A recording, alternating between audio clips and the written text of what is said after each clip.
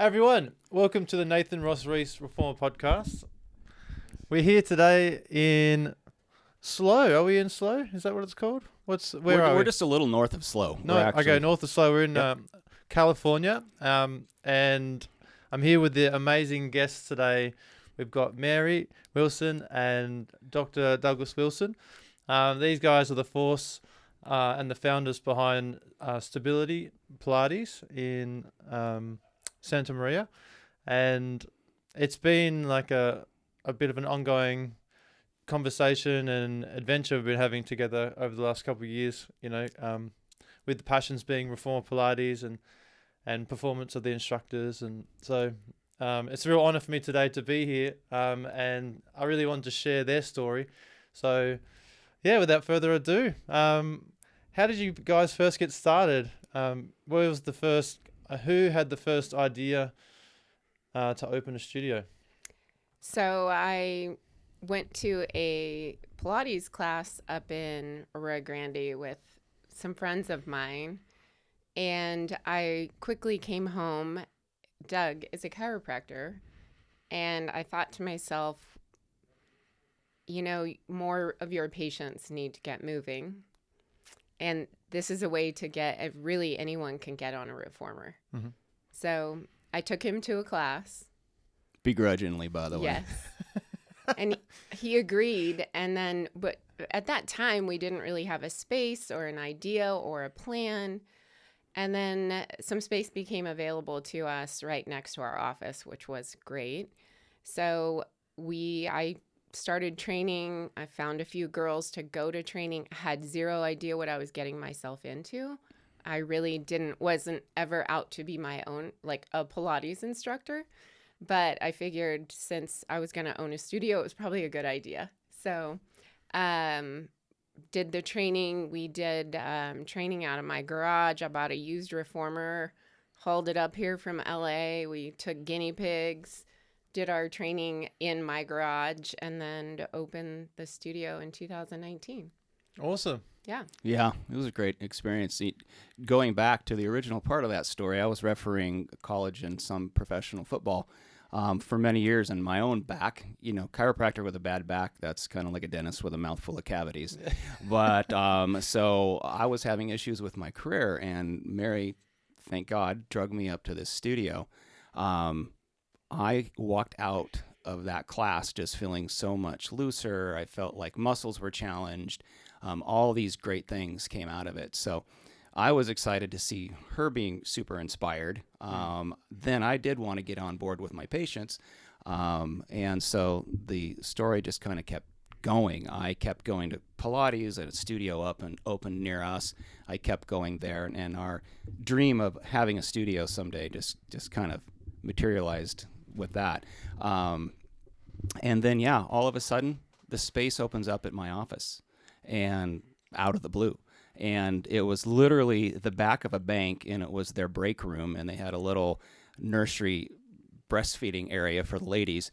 I guess anybody can breastfeed in California now, but you might take that out. But anyway, or you can leave it if you feel like it's appropriate. So anyway, we had this little space, and I ended up talking to the owners of the building, and the older owner of that building is who got into this conversation, because the younger owner, who's his son, wanted the whole building to be financial. And he said, no, we're not putting in a Pilates studio. It's just, we're not going to do that. And so the dad stepped in, who was at that time 80 years old, and said, I have no idea what Pilates is. You need to come down and show me what that is. So we went down to his office, and I showed him pictures on the internet of Pilates studios. I just started picking up Pilates studios and showing him. And he said, wow, that looks really interesting. Mark, why can't we do this? And Mark was the son. And he went on and said, Dad, we're trying to do more financial things. But he goes, you know what? They need space. And Mark, women in yoga pants, we're doing it. That was it. So next thing I know, we get this thing going. He found extra space because we were really going to look at like 600 or 700 square feet. Yeah. And then he ended up finding us about 1,200. So that story was kind of deep on getting into that actual space. And then it was built out perfectly. So we were really excited about it. I love it. I love it. And a part of your offering is you have bar as well. Yes. So where does your passion for bar come from? So when I was taking Pilates, I've always been an athlete, always been active. As a kid, I was active, played sports, and then when I got out of high school, I started running because I needed something to do. Have been running my whole life as a form of fitness, but also realizing as I got older, I can't run every single day. I'm going to injure myself or repetitive movement. So I was always on the hunt for another form, another modality that I could do to offset. I tried weightlifting, just not my jam. Not that I don't lift some heavy stuff sometimes, but it's not something that's enjoyable to me. So when I was going to Pilates, one of the instructors started a class, and she didn't call it bar, but basically we were doing bar in between the reformers. And that was like a whole new light bulb in my head. And I came home to Doug and I said, I need this exercise in my life. Like I feel it when I run. Like everything was turned on when I ran. I felt lighter. So the combination of like the strength of the reformer and then the isometric and kind of toning portion of bar just all kind of came together. So the two I think are for me, they've been like a great offset to just running, a great complement to it. So, yeah. Yeah, so it sounds like you're kind of very motivated by not just the experience, but the outcome of the training. Absolutely. So results focused. Very much so. Yeah. And from seeing the way you guys like to run your classes, I definitely feel like that's a philosophy you have. Just checking out more stuff about the business, I noticed that your points on the website, fitness, community, and stability. So fitness being a thing you've put down means that you're objectively trying to increase fitness. So using things like progressive overload, challenging people. Yes. So I mean, I love that. To me, you don't have to sell that to me. That's to me, that's kind of what it's about. But would you say that philosophy kind of came from the fitness background? Obviously, you're interested in sport as well, professional sport, and your sporting background. Yeah, absolutely. I think we're all athletes in our own way, and we kind of I see so many people kind of give up on training their body, or, they reach their 20s, and then women especially have kids, and they're like, oh, I'm broken. Can't do that anymore. And to me, it's like, I want to help you realize that you and we're all built the same. We all have the same muscles. So it's up to us, I think. And then being in the healthcare industry as well, I'm super passionate about health and nutrition. So I think they all go hand in hand, like, and for our healthcare system, like if you are like your muscles are your reservoir to youth and everything. And I think we're very undertrained in the US. Does that make sense? Yeah. Yeah. And I do feel like people are they're kind of afraid of the word fitness. Yeah. I feel like the word fitness has been, kind of looked at as like, man, that's hard.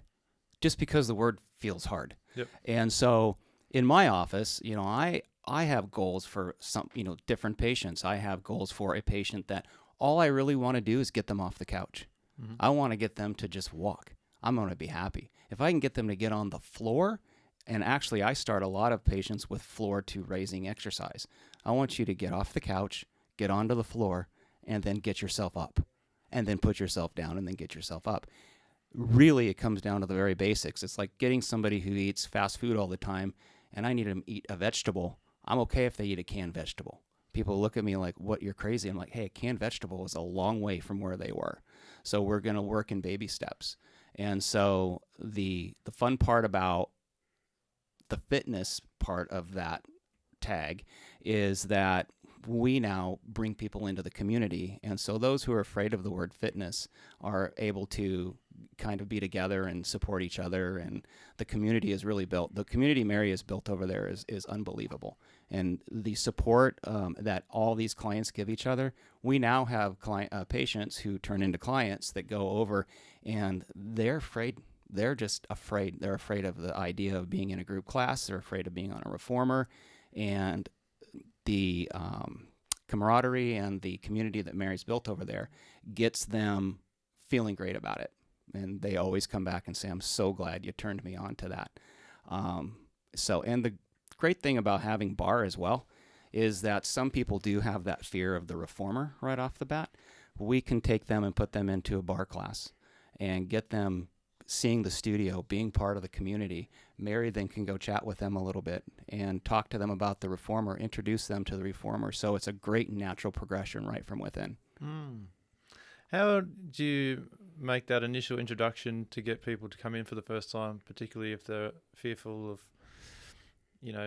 I suppose it's a moment of I'm not sure if that's the right word, confrontation. It's a moment of realization, like whenever you try to start something new and you kind of actually have to test where your fitness level is, it can be easier just trying to avoid that rather than, maybe seeing the reality that your fitness isn't great. So how do you kind of encourage people to come in despite these obstacles they might have to overcome? Yeah. Well, for me, I think I'm always like pumping up Pilates and bar, the studio, 100%. But I am the reformer. There's something really beautiful about it. So when you get on it, and I do try to like convey this message, like anybody can get on it. We can just lighten your spring tension. You can just move freely without a lot of resistance. But I'm hoping that once they get on it, there's a sensation the first time you get on it, you're like, I don't know, I feel something. And I don't know if it's just being under the resistance the whole time, like your nervous system is turned on throughout the whole session, and you walk away like with a different awareness inside your body. So I try to just preach just come try it, and I promise you'll love it. And then it's up to them, like, do they want to put the time to actually continue? Mm-hmm. So that's the hardest part, is consistency. Yeah. I suppose for a lot of those people, though, that getting through the door at all is pretty much a huge accomplishment. Yes. Yeah, and it sounds like with both of the businesses you guys are kind of leading, you have like a nice integration where you can kind of like take people at an earlier stage and kind of give them a pathway. Mm-hmm. You might be recovering from like an injury, and then now you're like more your capacity for movement and load has increased. Now you're capable of coming into the studio. Mm-hmm. So that's really nice. It's like you guys are kind of helping out the community, really, like giving them a place to kind of improve. Yeah, absolutely. And the great part, in the medical world or in the chiropractic world, we tend to be afraid for prescribing some type of exercise that's going to be challenging to them. So we are trying to encourage, in our office, hey, I want to challenge you. You need to challenge your body. And then I can communicate with Mary, we're going to get this patient over there and they're going to do whatever you want and they're going to go for it. It's getting that fear out on the patient side, that I'm sick or my back is bad and therefore I cannot do challenging exercise, because we tend to really put that out there to people. In the medical field, we tend to really tell somebody you have an injury, which now is a label to them, and they have that injury and they're going to have difficulty getting past it. And so they need to go for weeks and weeks of physical therapy and do all these things and take these medications and all that. The mindset that we are trying to, as a whole, put together is that, no, we need you to move. Your body needs to move. Well, what about my back? I have osteoarthritis. Okay, great. So do most of the people walking around next to you. That osteoarthritis needs to move. It needs to be challenged. That body needs to move. Those muscles need to build. And if we can get you into an environment where you're ready to be proactive and build muscles and build tissue, Stability Studio is the place for you to go because it is going to give you that challenge. And so it's awesome to see the patients who actually bite on that. And then again, for those who don't, we can start them slower. I've actually referred to, we're doing Pilates a little more aggressively with time under tension and heavy loads and fast-paced moving class. There are a couple studios that are still very contemporary, that if I have somebody I can't actually move them at all, I cannot motivate them into that studio. When I tell them I'm going to send them to a studio where stretching is going to be the primary thing you're going to do on the reformer, I can get them in there.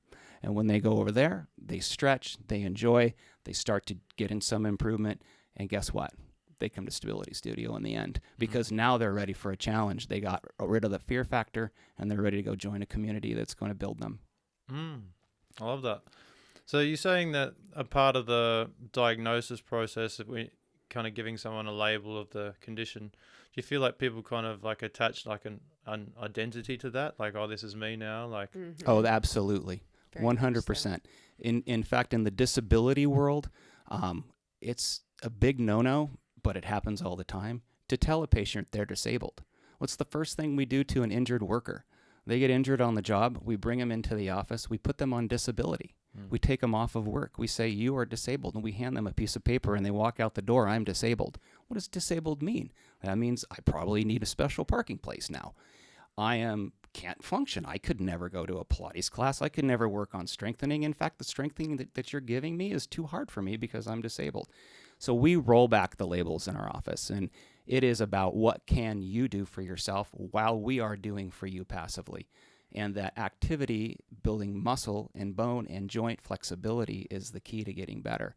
And so I'll tell a patient, we're taking you off of work for a week or two so that I have a chance to get you to where I want you to be before you're ready to go back to work. But if we take you off of work for any longer than that, we're going to have issues with your rehab.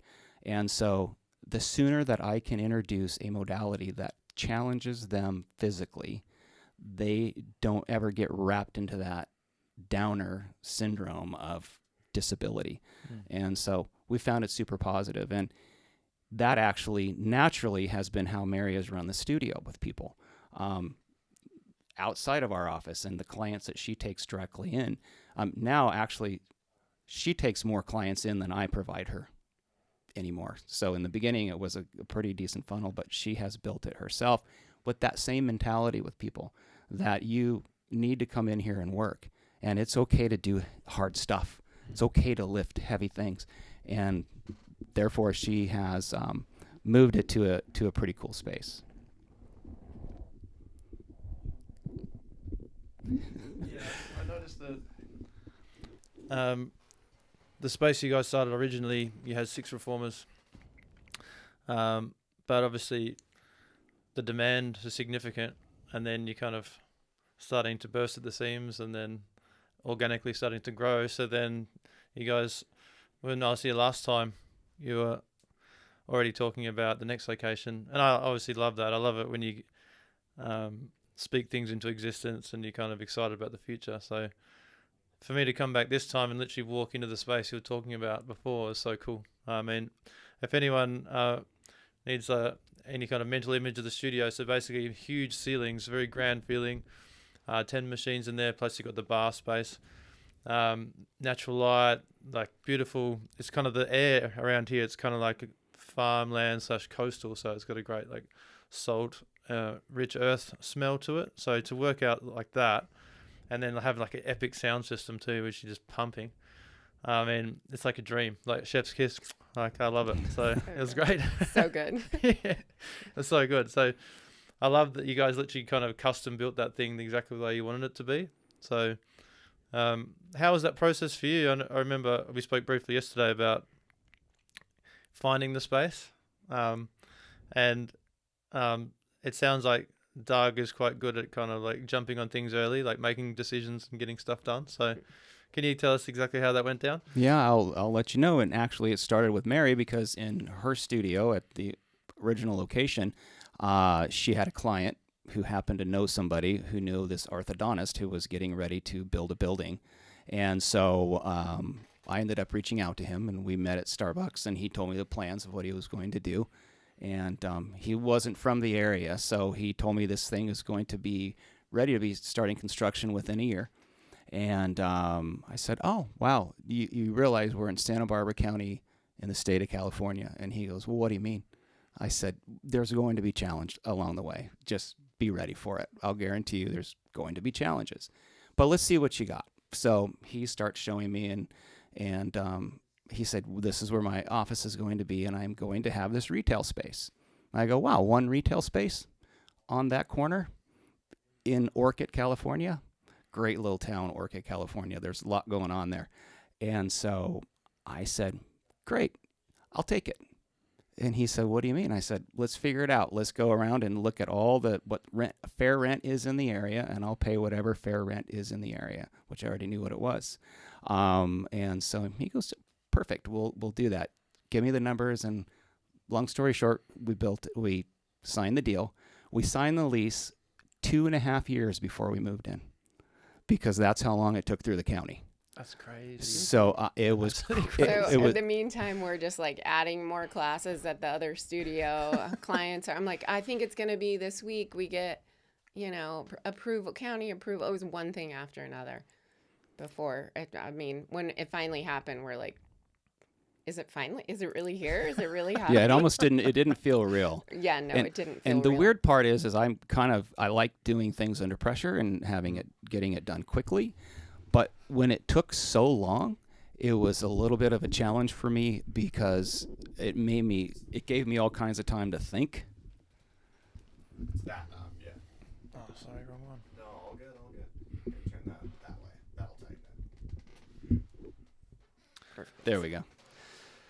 Yeah, so because it gave me all this time to think, and I had all this time to worry about what the room was going to be like and how things were going to look, it drove me a little bit crazy. I mean, it was at the 11th hour that we made decisions on keeping the ceiling open in the Pilates side versus putting a hard lid on it, and we also had to consider sound going into the orthodontic office next door.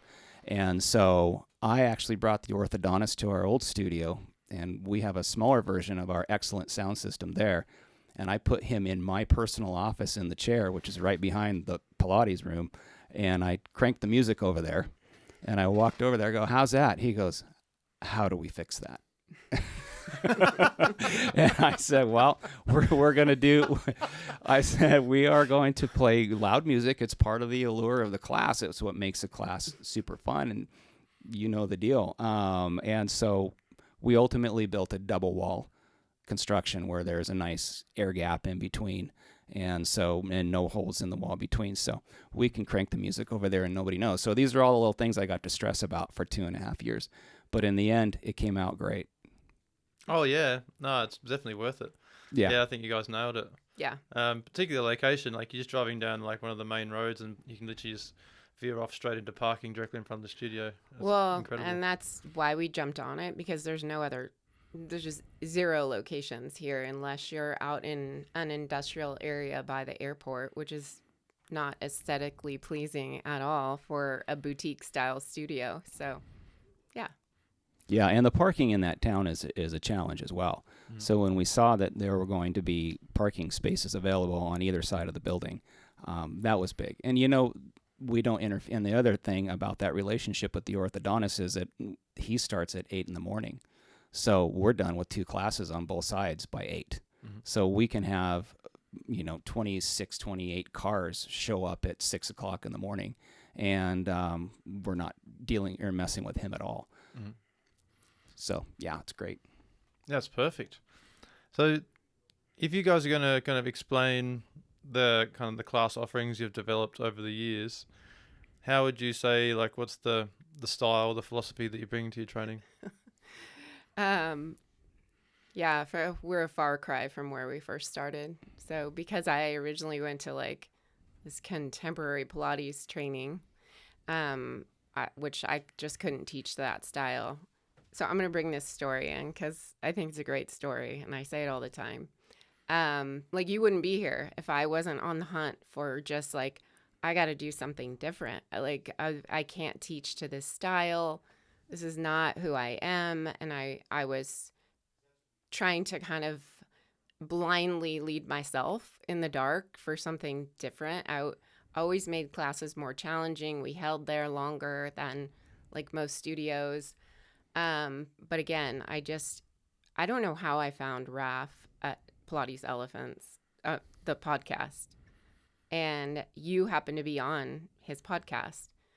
And first of all, I listened to his podcast. I'm like, oh my God, he's talking exactly about what I feel every day, trying to teach something that doesn't feel right. And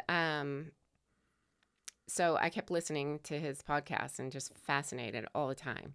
I was like, yes, this is exactly what I'm talking about. And then you were on there. Then somehow I found you, started following you, took a few, like paid for some of your online classes, took those classes, and I was like, oh, okay. And then you had the academy, and then, I mean, I never looked back after that. So that became the foundation. Then I had like a template to go off of what I've learned from you. So we definitely design our classes just same. I mean, we have a foundational class, which will introduce you to the exercises in the most basic form. And then in those classes, there will be clients that come all the time. So I will continue with the progressive overload, all kind of while explaining to the new clients, this is what we do. Mm-hmm. If you want to take on this next challenge, you can. So I'll just keep layering on the challenges for my clients that are in class, that are there all the time, that know they're going to take it. They know they're in a foundational class, and that's what's going to happen. So the other classes, our signature class is just a fit class, which is back to fitness. Mm-hmm. You're just going to get a workout. You're going to get some cardio. And then our athletic class is more challenging exercises for sure. Mm-hmm. We take it to the next level. Those clients have already been in the fit classes, and they're like, what do you got for us next? So try to keep it fresh. Awesome. It seems like a lot of the education, past and present, isn't advocating like faster movements with heavier spring tension on the reformer.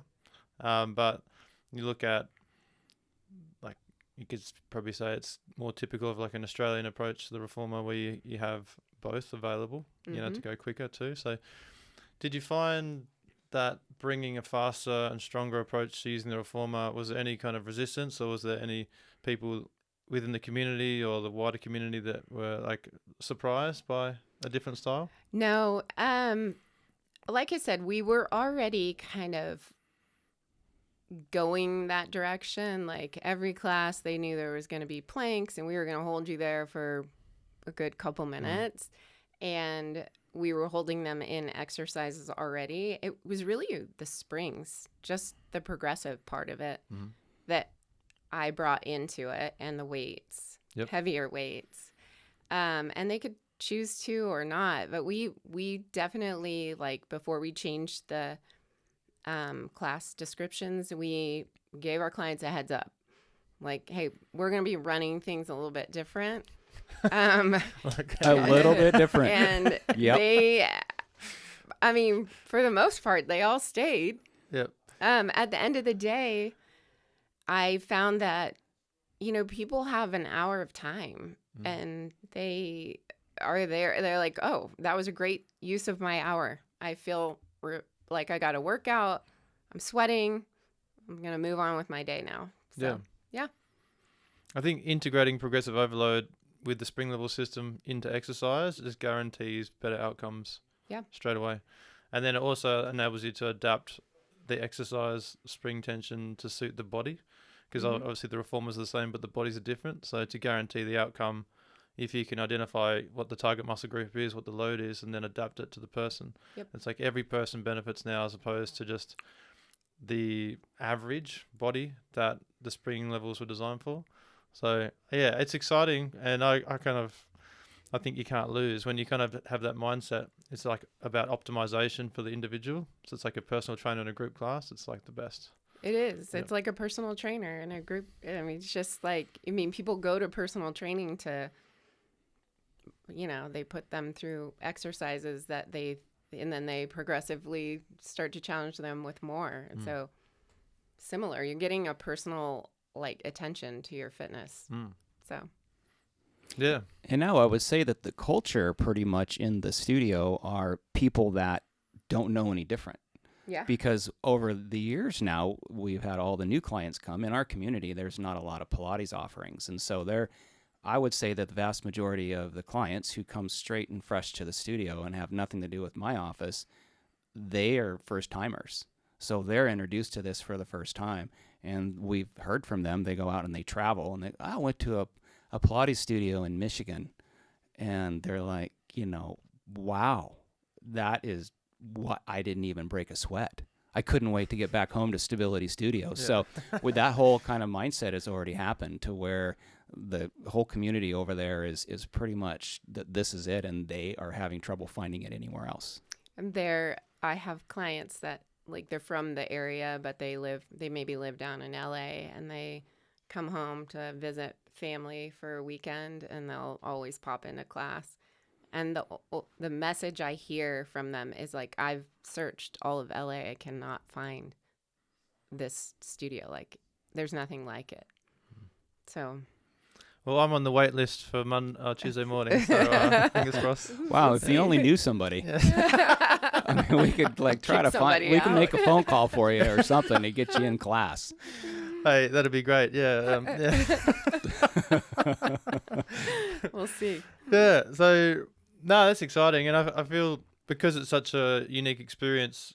I mean, at the end of the day, it comes down to the systems and the processes. Because when you're training trainers, they have to be able to deliver that expectation. Yeah. So for you to be able to train your own trainers now, moving forward, potentially more studios, how's that process been for you? Training the trainers, is it? The reason I ask is, from what I've seen, it seems like depending on your proximity to a CBD location, it's easier or harder to find people that are ready to step up into the role of being an instructor. Mm-hmm. And because you guys are a little bit more in a rural location, how has it been kind of getting people in that position? Yeah, it's been a struggle for sure. That's probably the biggest struggle is finding people to teach. And so I take on a lot of the load. I do have instructors that, like I said, they work full time, so they can maybe give me some morning and some later afternoon. But then if they have families, and there's a lot. But right now I'm in a good spot, and I have a few that I've just trained that are awesome, and then I have some up and comers. I think I have 4. So yeah, that's the biggest process for sure and then my time and their time's limited, and we're piecing together just small training sessions, and it takes a while to get them going. But when they do, I know I've had my clients are thank you for not bringing them to us until they're ready. So we make sure they're ready to go, and they've been teaching for a long time when they get there. So yeah, that could be the challenge for a new instructor stepping into a more established studio with a really strong teaching group, because then the level between the abilities is very clear. If you're opening up a brand new location and everyone's new and the clients don't have any expectations of exactly what it is, then it's everything's all fine because everyone's kind of growing together. But for a new person to step into a studio where there's established kind of stars pretty much, the training process has to really kind of bring them up to speed quite quickly. They have to know the things that are important to be successful here. So I think it's quite a different skill, teaching a class versus training someone how to teach the class the way you want them to be. And having them have the same kind of values and understanding that you do, the principles, because the challenge with any studio is if you're just outsourcing all of your instructor talent from someone else's training program, you're never going to have any consistency at all. And you don't have any control over what they're doing. So I feel like the way you guys are doing it, you're kind of like piecing it together like system by system. So at some point, you're going to be able to scale really well. Yeah, Yeah. at some point, for sure. Yeah. So, yeah. So potentially other locations in California. Potentially. Yeah. Or outside of California. Yep. Why not? Yeah, that's exciting. I mean, it's good this time because I feel like every time maybe I come back to California, there'll just be like another new place to visit, which would be fun. There you go. Yeah. I love it. Thanks to you. That's very nice. Yeah. So, when you're training someone, and let's just say you do like a before and after. So before they start a kind of a program like using a reformer, or maybe some of the bar workouts, what are the kind of changes you see in the body? Are they like easily seen, like physical changes? I know like the benefits of fitness aren't just physical, but if you're going to like analyze someone, what would you notice directly from training? Yeah, I see a lot very quickly. It's really pretty amazing. You know, we always think of, you know, in the bodybuilding world, you know, it takes time to build muscle and all that. Well, I mean, it does relatively, but when you combine muscle strengthening with flexibility that's gained, then you are taking better advantage of that muscle tissue that you're building slowly. And so I'll see patients that increase range of motion right off the bat, and little things like the way they get up off the table, like it may be a struggle for them to turn on their side and tip themselves up on the table. Mm-hmm. Whereas I've had patients that have been clients for only a month, and then we finish our little session and I see them just do a sit up right on the table and bounce up. And so, and I'll tell them, did you notice that? And they're like, what? I said, you just bounced right off the table like you were 18 years old again. And so these little subtle things we'll see. And of course, you know, I'll see it, you know, in the loss of maybe some fat tissue and maybe, you know, things firming up a little bit, but just their ability to move and bend over to pick up their shoes off the floor when they're done. And these small things all the way to, hey, I'm running again. I never thought I would run again. And, you know, Mary being a big runner, and running was a whole part of her success because of Pilates and bar. Having patients now all excited that they can go out and run again, and they haven't been running for years.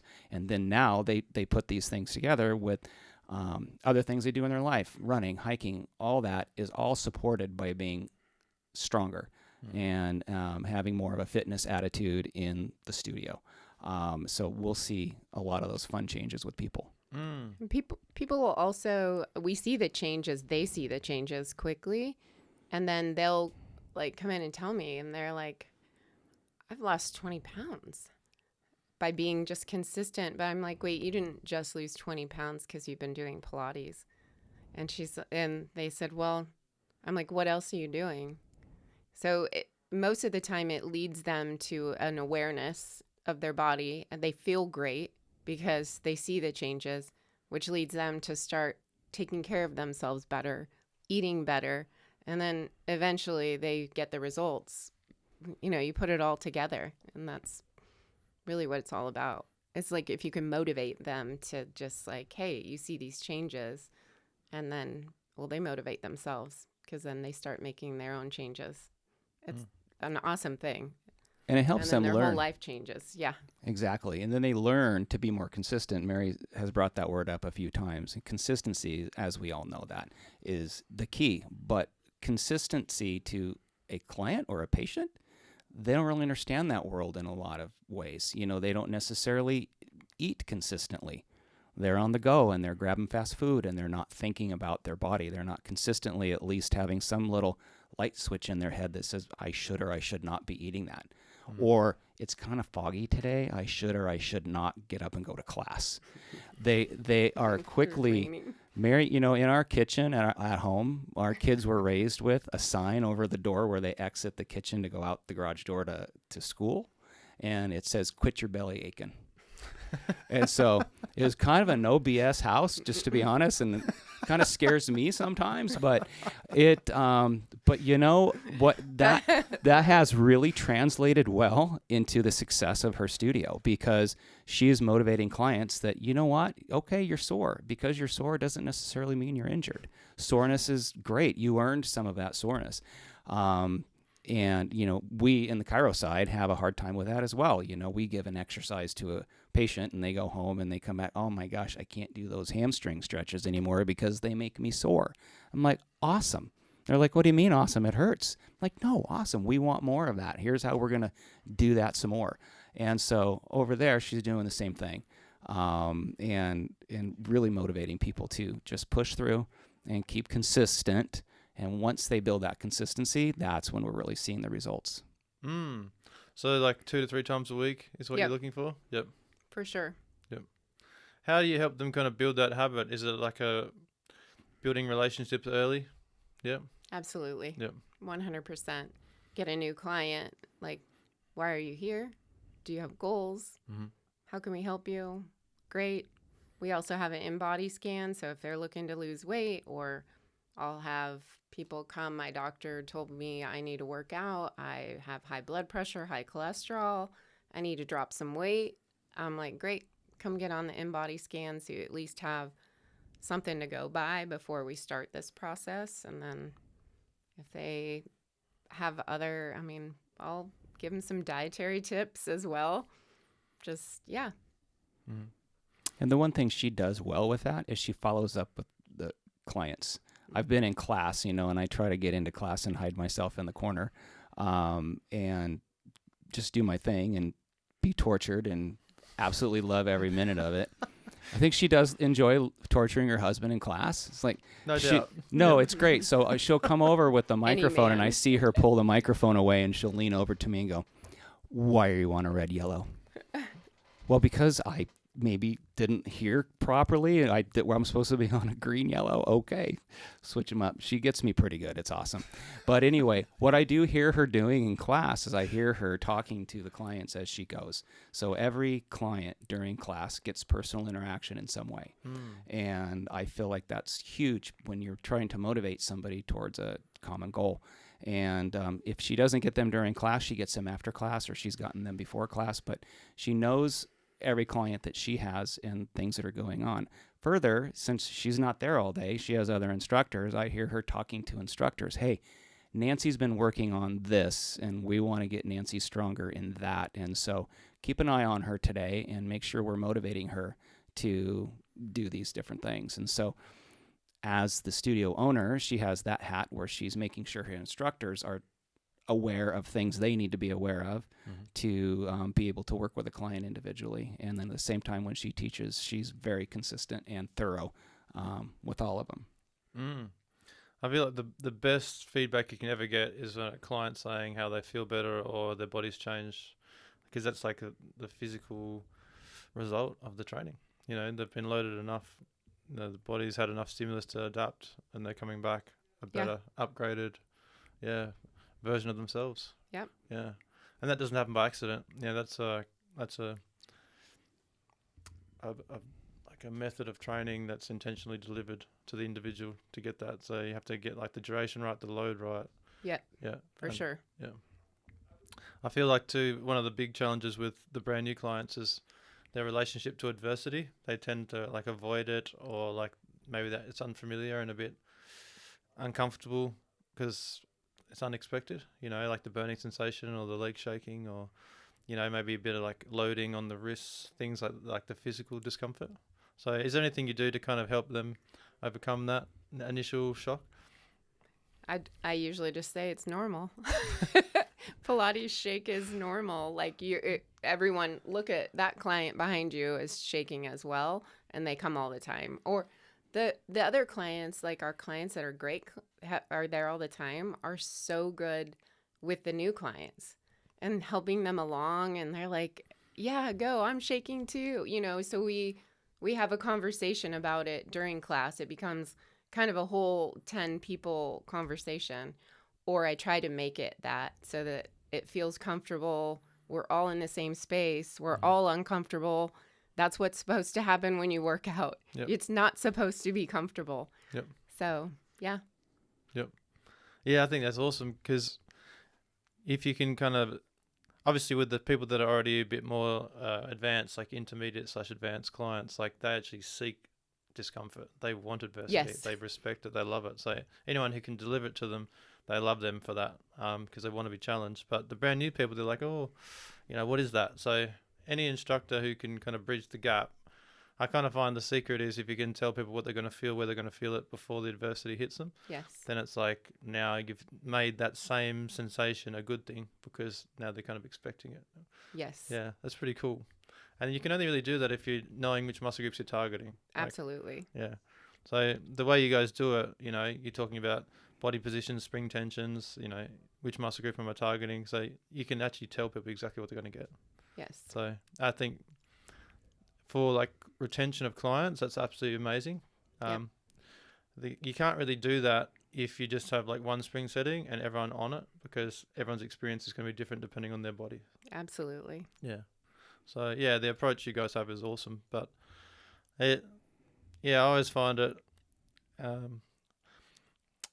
fun when you look at the schedule because usually over time, as the stronger people kind of build on the schedule, they'll tend to congregate into the same time slots.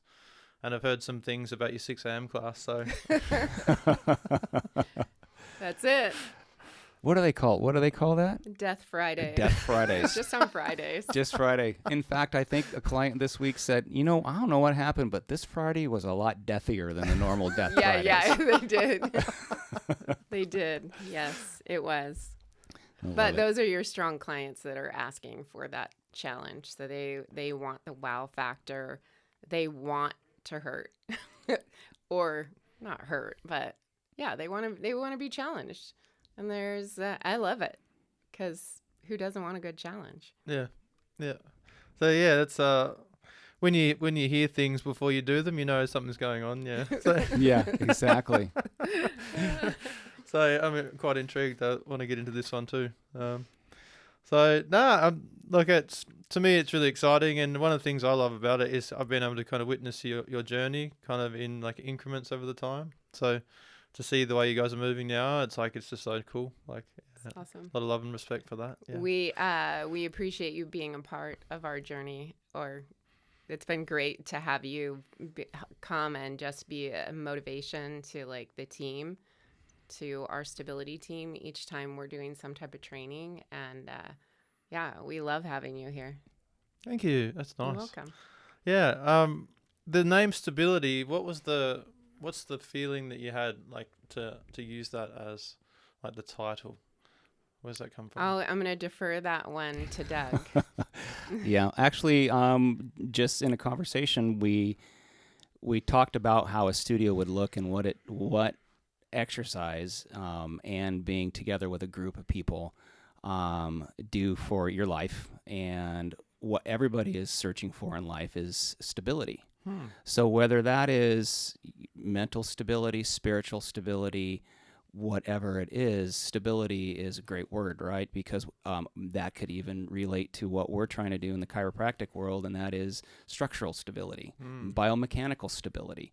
The body is made to be stable, right? The body has all mechanisms to control temperature, to control homeostasis is the word for it. We're always in a thing of that. So the body, homeostasis is stability. So we kind of translated that into the studio. So yeah, it encompasses everything. You balance fitness with nutrition and your spiritual ability, and you put it all together, and you're, pardon me, pretty dang stable.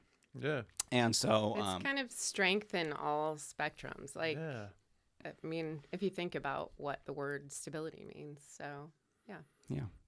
That's where it came from. Wow. That was amazing, actually. Like, that you can take that word and it kind of crosses over so many different aspects of life, like obviously the fitness combined, but with like the psychological side of it, like someone who's stable, like you could say, I don't know, stable psychologically, emotionally, obviously they're very pleasant to be around, like a rock, like Right. dependable, reliable. So, and we want to be that too for our clients. We know that our clients have maybe personal issues going on, maybe a death in the family, maybe, we're there.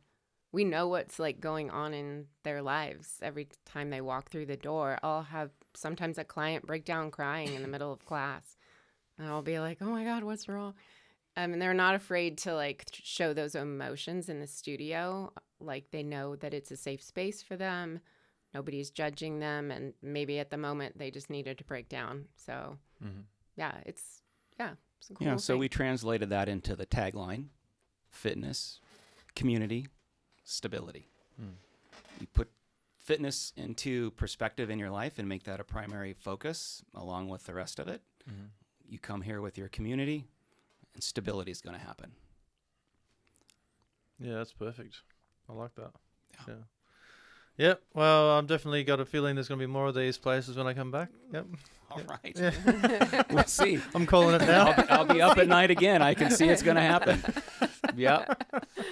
I love it. No, that's great. Just a little side note. Really interested to know more about your time when you're like officiating these games. So you're saying you're like college football? Correct. Yeah. So the idea, like in Australia, it's amazing how famous and well known like college like football and basketball is everywhere. Right. And like I was intrigued to kind of look at the attendance of some of these games, like 90,000 people plus. So what's it like to kind of be involved, like officiating that kind of like crowd? Oh, it's amazing. Yeah. It really is. No, it's amazing. And I was blessed to go to most of the top stadiums in the U.S. Well, actually, I worked in NFL Europe as well. So I got to work in all those amazing soccer stadiums over there. We played our football in their stadiums. We upset all the soccer teams, but whatever. We screwed up their grass once a week during NFL Europe season. But no, it's amazing. It was really a treat to be able to do it. And a lot of work, a lot of travel. But at the same time, I love the game of football. And it was fun to be, the guy who blew the whistle and started the game, and was involved in all of it. So, yeah. It was a great career. Did 35 years out there. Wow. Mm-hmm. Yeah, I mean, you're kind of in the middle of like probably the biggest, strongest, most competitive kind of like guys getting around. How do you handle that kind of situation? I mean, obviously we just spoke about stability. Obviously, you need a lot of that to kind of handle. No, that. For sure. And my position was right in the middle of everybody. Yeah. And I was in the middle of the field on the defensive side of the ball, so in between the linebackers with the play coming at me for many, many years. Then that position kind of transitioned and I went into the offensive backfield. But so I was always right in the middle of the hub of the game, spotting the ball and marching off penalties and doing all of that. So no, it was a lot. And you had to mentally get your mind wrapped around being on that field and a lot of focus. And then wrap all that up and jump in the plane and go back home and be a dad and a husband and work in a chiropractic office. And so it was a lot. Where did you guys meet? The lake. Really? Just up the road, Lake Just up the Nacimiento. road. Oh my God. I Yeah. know. That's awesome. Yeah, my parents had a little house up there and a little community right off the lake. And one of her friends had it out for one of my friends, and she came along, and I happened to be just there, and we met, and that was it. Yeah, that was a long time ago. That was a long time ago. Yeah, in fact, we'll have our 39th anniversary in August. Really? Yeah. Wow, that's amazing. Yeah. Yeah. Yeah, it's like the lake is definitely much more than just a location for you guys. It's almost like a spiritual place too, really. Yeah, pretty much. Yeah. I grew up going to the lake. Like my best friend, they had a place at the lake, and she was the only daughter in her family, and I was her best friend. I was like her sister, so we would go all the time. So I grew up going to the lake. My parents had a boat too for a little bit, but my mom hated it because she was afraid of one of her children getting hurt in the water. So we quickly gave that up. But so yeah, the lake has been like something I love. And then I just begrudgingly followed her to his lake place. wanted nobody to do with nothing to do with anybody. And then I wouldn't leave her alone, and we just sat and talked. and it was pretty cool. Yeah. Yeah. Yeah. Well, that's one thing I noticed about you guys. You have like such a great chemistry. Like you have such a playful energy, and you're so fun to be around. So to have that, knocking on like 39 years plus is pretty good. Yeah, we're Like, it's very pretty blessed. epic. Yeah. Yeah. Yeah. Another word use of the word stability. Yeah. There you go. Yep. Yeah. Yeah. You guys you've got it in every direction, which is awesome. Yeah. Yeah. But Thank yeah, you. like I just want to say again, thank you very much. It's been like a very exciting kind of journey for me. I think like pretty much the first time I ever came to California, it was like Oh yeah. to see you guys. So I love how we can all kind of grow together, and it's exciting what the future's going to be. And I just feel blessed to kind of know you guys really. So Nice. we feel I same. remember the first time we talked. I said, I messaged you, like, are you coming to the States? Because you put something out on your Instagram. And I told Doug, I'm like, yeah, I messaged him. I'm going to have a call with him today. I'm like, I was so nervous. I'm like, I guarantee you he's going to be in a park. You were in a park on the phone. And you were. Because you were in parks a lot. oh yeah, You yeah. would be like teaching a class, like online class, like people would be on Zoom and you'd be telling them what to do and you were standing like in a park. Yeah. Yeah. Yeah. It was pretty fun. That was like it's either that or sitting in the car. So Yeah. like because Yeah. I was like on a non-stop trip for like a whole year. So Yeah. yeah, but I got to love know it. plenty of good parks. Yeah. I love it. I'm sure you did. You probably slept in a few as well. Oh, I slept in the car a couple of times to be honest. At the I'm sure you start, did. Yeah. at the start, because I took the jump to kind of go from being like a normal work at a studio to just working for myself like full time. When I did get a whole bunch of workshops, I decided, well, I'll just sell half my stuff, chuck the rest in the car, and just go. So I was kind of figuring out on the road, and then after like a good 2 months, like the fun started to dip a little bit, and I was like, all right, okay, But I feel like that's where you kind of get the best version of yourself, because you kind of pushed up against the wall a little bit, and it forces you to be better quicker. So it's like you grip strongest when you're right on the edge, So the I don't I think it's all a part of the journey, really. So It is. Yeah. It's like opening a studio. Yeah. There's a lot of uncomfortable spots, and you're like, well, this what sounded fun for a while. And then this morning, it's not so fun. No. But you're right. It's like so rewarding at the same time. And to watch clients grow to obviously your own self-growth. I think we walk away from life probably with a lot of regrets. And I think I would regret more not doing it, even the risk and the definitely hard work. But at the end of the day, what else are you going to do? Yeah. So, but yeah, growth time for sure. Yeah. And watching your clients grow, it's awesome. Yep. I think that's a really good philosophy to have, like you want to kind of make the most of life. And if you kind of have that awareness, like obviously have a desire to do it, but maybe there's something stopping you, but you can kind of already think what the future will be like and already like make that call, like, oh, look, I'll probably regret not trying. Yeah. Like if you're just shooting shots, you're not going to have a bad time when you're older, because like, oh, how'd it go, Well, and if Right. it doesn't We work, went for it it. doesn't work. It's not the end of the world. Yeah. Yeah, for sure. But I couldn't do it, honestly, without, like, he's in the background doing all the other stuff. And I'm just, like, teaching and planning and ordering retail, stuff like that. So We're definitely a good team. Yeah. Yeah. I know my place. I do my very best to make sure I don't interfere with some things.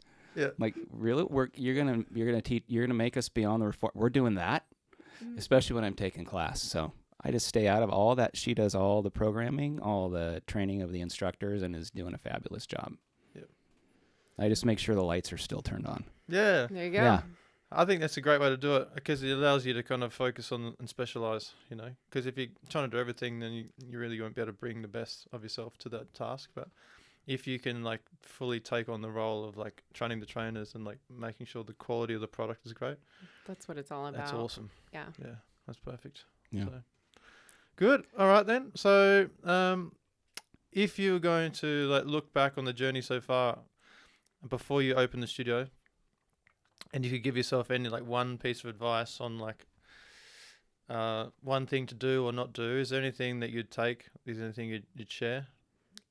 To do or not do? Yeah, so I suppose the purpose of this question is, if there's anyone out there right now who's like thinking all these, feeling the feelings, thinking the thoughts about, oh, I want to try it, I'm not sure how, but I've got an inclination to want to do it.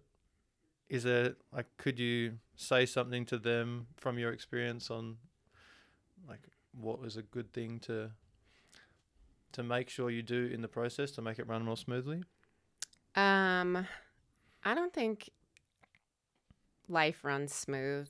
I think just be courageous and do what's in your heart and let that be your guide. For me, it was just like, I want to do this.